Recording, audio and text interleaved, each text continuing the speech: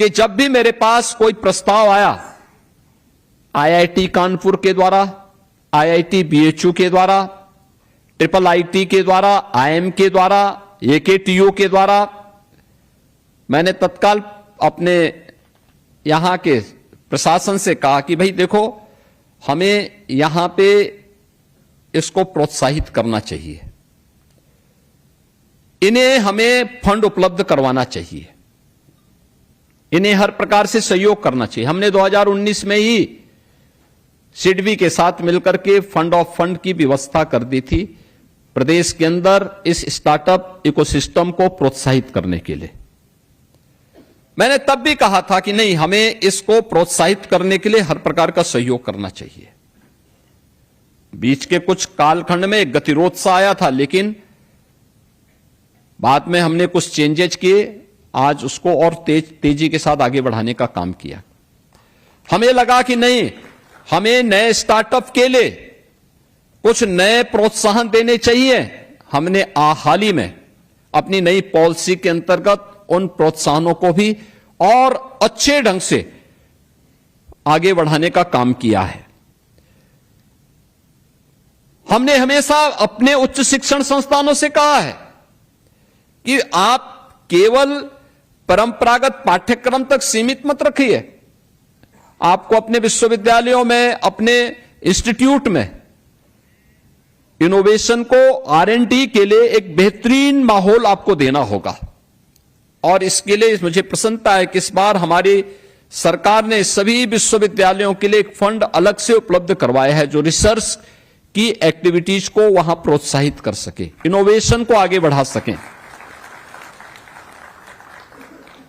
ये सभी कार्य इसलिए जिससे हम उत्तर प्रदेश की इस छवि को कुछ बेहतर कर सकें। मित्रों, जब हम भारत के अंदर स्टार्टअप इकोसिस्टम की बात करते हैं, 2017 के पहले की क्या स्थिति थी और आज पूरे देश के अंदर जब हम नजर डालते हैं तो आज आपको भारत के अंदर एक व्यापक बदलाव देखने को मिलता है। मुझे याद है 2014 के पहले देश में मात्र 500 स्टार्टअप थे और आज पूरे देश के अंदर आप देखेंगे इनकी संख्या बढ़कर के 2.5 लाख से ऊपर है। एक स्टार्टअप इकोसिस्टम देश के अंदर स्वतःस्फूर्त भाव के साथ भारत के युवाओं की उन सपनों की उड़ान को एक स्पीड देता हुआ दिखाई देता है। और यही स्थिति भारत की सबसे बड़ी आबादी का और सबसे बड़ी यंग वर्कफोर्स की स्टेट उत्तर प्रदेश की भी थी। उत्तर प्रदेश 2017 के पहले उत्तर प्रदेश के अंदर कुल 120 स्टार्टअप यूपी के अंदर थे और आज मुझे बताते हुए प्रसन्नता है कि यूपी के अंदर प्रधानमंत्री मोदी जी के विजन को डबल इंजन की सरकार ने थोड़ा सा प्रोत्साहन दिया, उस प्रकार के वातावरण का सृजन किया, तो आज परिणाम है कि यूपी के अंदर 24,000 से अधिक स्टार्टअप यूपी के अंदर आज पूरी तरीके से उन सपनों को उड़ान देते हुए दिखाई दे रहे हैं। इनमें से 8 यूनिकॉर्न हैं और आज यहां पर हम लोगों ने उत्तर प्रदेश की स्टार्टअप पॉलिसी के अंतर्गत 107 स्टार्टअप्स को हम विभिन्न प्रोत्साहन के साथ यहां पे जोड़ रहे हैं। यूपी की इसी पॉलिसी के अंतर्गत 9 इंक्यूबेटर को भी यहां पे प्रोत्साहन प्राप्त हो रहा है और यूपी स्टार्टअप नीति के अंतर्गत हम 12 नए इंक्यूबेटर्स को भी यहां पर आज मान्यता प्रदान कर रहे हैं।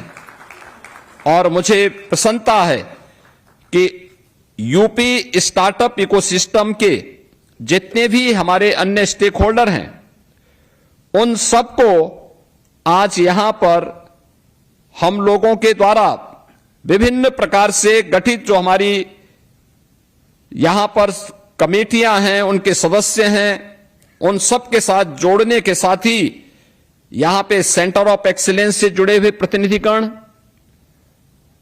और यूपी के अलग अलग क्षेत्र में अलग अलग स्टार्टअप के माध्यम से क्या कुछ वहां पर उनके द्वारा नया कार्य किया जा रहा है, इन सबको भी हमें देखने सुनने का अवसर प्राप्त हो रहा है। भारत इनोवेट्स को मैंने अभी कुछ देर पहले सुना और अच्छा लगा। इनमें से बहुत सारे स्टार्टअप का मैंने स्वयं भी दौरा किया था और मुझे अच्छा लगा कि उनके द्वारा यूपी के अंदर जो कुछ किया जा रहा है वह यूपी की इस पहचान को और यूपी के इस परसेप्शन को बदलने में एक महत्वपूर्ण भूमिका का निर्वहन किए। जो प्रयास हम लोगों ने 2017, 18, 19 में प्रारंभ किए, आज उसके परिणाम देखने को मिलते हैं। आज मुझे प्रसन्नता है कि 17 के पहले जो राज्य देश के अंदर बीमारू राज्यों की श्रेणी में गिना जाता था, बॉटम 3 में जिस उत्तर प्रदेश की गिनती होती थी, आज उत्तर प्रदेश देश की टॉप 3 इकोनॉमी में एक बन चुका है। हमने अपने प्रदेश के अंदर इन 9 वर्षों में यूपी की इकोनॉमी को 3 गुना करने में सफलता प्राप्त की, पर कैपिटा इनकम को 3 गुना करने में सफलता प्राप्त की, वीमेन वर्क फोर्स को, उनकी भागीदारी को 3 गुना करने में सफलता प्राप्त की, बड़े उद्योगों को जिनकी संख्या मात्र 12,000 थी, आज हम उसको लगभग 3 गुना करने में सफलता हमने प्राप्त की है। यह है नया यूपी, जो अब पीछे हटने वाला नहीं, तेजी के साथ देश की सबसे तेजी के साथ उभरती हुई अर्थव्यवस्था के रूप में अपने आप को स्थापित कर रहा है। और इसीलिए आज जब हम आज यहां पे उपस्थित हुए हैं, हमने अपने स्तर पर प्रयास किया। आईआईटी कानपुर ने कहा कि हम मेडटेक के लिए एक सेंटर ऑफ एक्सीलेंस बनाना चाहते हैं, ड्रोन टेक्नोलॉजी के लिए बनाना चाहते हैं।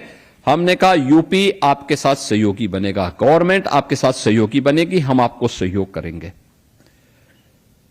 एसजीपीजीआई ने कहा कि हम सेंटर ऑफ एक्सीलेंस अपने यहां डेवलप करना चाहते हैं, हमने कहा हम आपको सहयोग करेंगे। आईआईटी बीएचयू ने कहा कि हम अपने यहां यूपी एग्रीज के साथ मिलकर काम करना चाहते हैं, हम अपने यहां सेंटर ऑफ एक्सीलेंस डेवलप करना चाहते हैं, हमने कहा हम आपको इस फील्ड में सहयोग करने को तैयार हैं। यहां तक कि मैंने इन लोगों से कहा कि हमें आज की इमर्जिंग टेक्नोलॉजी को आगे बढ़ाने के लिए जिस भी प्रकार के सहयोग की आवश्यकता पड़ेगी, हमारी सरकार उसमें आपके साथ खड़ी है। क्वांटम कंप्यूटिंग के लिए, स्पेस टेक्नोलॉजी के लिए, ड्रोन टेक्नोलॉजी के लिए, रोबोटिक के लिए, ग्रीन हाइड्रोजन के लिए, इस सारे क्षेत्र में जहां भी आवश्यकता पड़ती है, हम आपके साथ खड़े हैं। और मुझे प्रसन्नता है, आज हम 1 दर्जन से अधिक सेंटर ऑफ एक्सीलेंस या तो संचालित कर रहे हैं या बनाने की दिशा में उत्तर प्रदेश तेजी के साथ आगे बढ़ा है। और मेरा मानना है, अभी भी भारत के अंदर स्टार्टअप इकोसिस्टम में यूपी की आबादी के अनुसार हमारी उपस्थिति दर्ज होती हुई दिखाई देनी चाहिए। हमारा परसेप्शन 17 के पहले की स्थिति में क्या था? उस समय जब प्रदेश के अंदर अव्यवस्था का वातावरण था, एक मान्यता चली आ रही थी एक लंबे समय से एक सांसद के रूप में कार्य करते हुए मैं भी इस बात को महसूस करता था। जब यूपी के बाहर जाता था तो हर व्यक्ति संदेह की निगाहों से, शक की निगाहों से देखता था। यूपी का नाम सुनकर के लोग चौंकते थे। यूपी के बारे में मान्यता क्या थी? जहां से सड़कों में गड्ढे प्रारंभ हो जाएं और जहां सायंकाल सूर्य अस्त होने के बाद अंधकार प्रारंभ हो जाए, समझ लो यूपी का बॉर्डर आ गया। यह यूपी के बारे में एक सामान्य धारणा थी। यूपी के बारे में आम जन की मान्यता थी कि पर्व और त्योहार के पहले, उत्सव आने के पहले कोई उपद्रव प्रारंभ हो जाए, जहां स्कूल, कॉलेजेस, मार्केट महीनों महीनों बंद रहते थे। कर्फ्यू के साये में आम जन को जीने के लिए मजबूर होना पड़ता था। आप अनुमान कर सकते हैं क्या स्थिति रही होगी उस समय। यूपी के अंदर 5 वर्ष में 700 से अधिक बड़े दंगे होते हैं। कैसा माहौल रहा होगा उस समय यूपी का।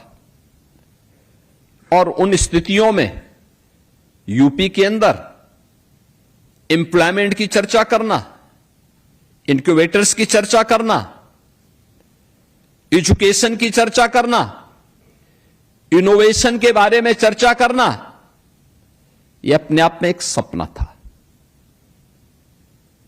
एक सपना था। ये सभी चीजें एक दूसरे के साथ जुड़ी हुई हैं, कोई अलग नहीं है। एजुकेशन हो, एम्प्लॉयमेंट हो, स्टैंड अप हो, स्टार्टअप हो, इनक्यूबेटर्स हो, इन सभी के बारे में एक इकोसिस्टम तैयार तब होता है जब उस प्रकार के परसेप्शन के साथ आम जन की मानसिकता उसके अनुरूप दिखाई दे। उस प्रकार का वातावरण बनाने के लिए हम मानसिक रूप से तैयार रहें। सरकार उस प्रकार की मानसिकता के साथ चलने वाली हो और